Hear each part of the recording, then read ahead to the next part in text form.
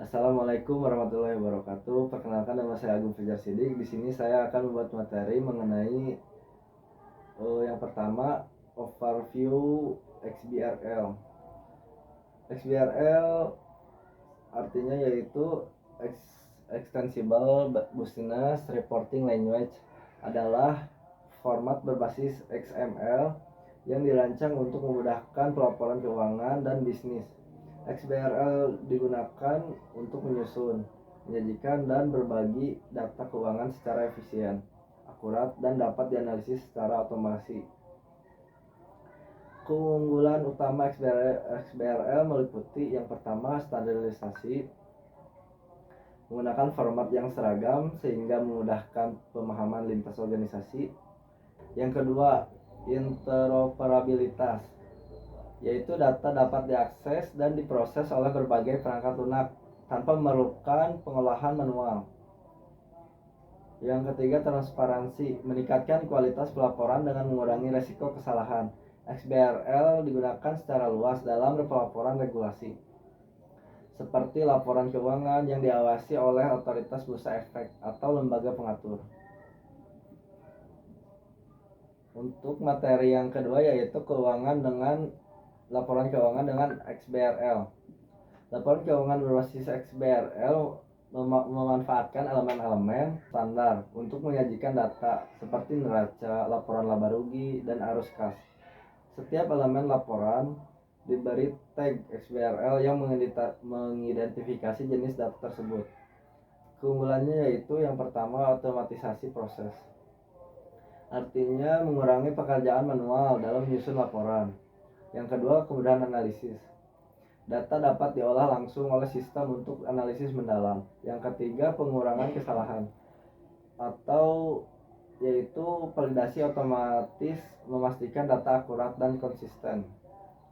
Proses pembuatan laporan keuangan XBRL biasanya melibatkan perangkat lunak khusus yang menerjemahkan data ke dalam format XBRL sesuai dengan standar taksonomi yang berlaku. Materi yang ketiga yaitu taksonomi XBRL. Taksonomi XBRL adalah struktur hierarkis yang mendefinisikan elemen-elemen pelaporan dalam format XBRL. Taksonomi ini berfungsi sebagai kamus yang menentukan istilah, hubungan, dan aturan pelaporan. Komponen utama taksonomi XBRL yaitu yang pertama, elemen, yaitu representasi data keuangan seperti pendapatan atau aset lancar.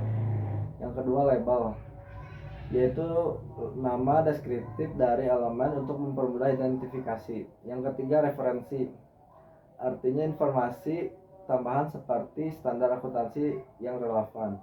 Yang terakhir, relasi, hubungan antar elemen, misalnya aset terdiri dari aset lancar dan aset tidak lancar.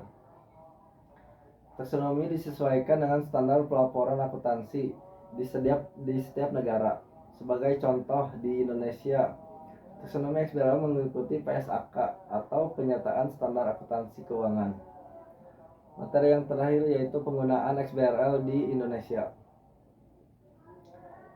Indonesia mulai menerapkan XBRL sebagai bagian dari upaya meningkatkan transparansi dan efisiensi pelaporan keuangan di beberapa penerapan, yaitu utama XBRL di Indonesia. Yang pertama, OJK atau Otoritas Jasa Keuangan, artinya mengharuskan perusahaan publik melaporkan keuangan menggunakan format XBRL sejak 2015. Hal ini bertujuan untuk mempermudah pengawasan dan analisis laporan oleh regulator. Yang kedua, Bursa Efek Indonesia atau BEI, menggunakan pelaporan XBRL untuk meningkatkan aksesibilitas dan data bagi investor.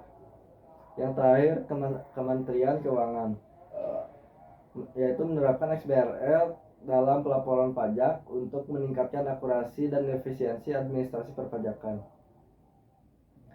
Jadi tantangan utama dalam penerapan XBRL di Indonesia adalah kurangnya pemahaman teknis di antara perusahaan kecil dan menengah, serta kebutuhan akan pelatihan lebih lanjut.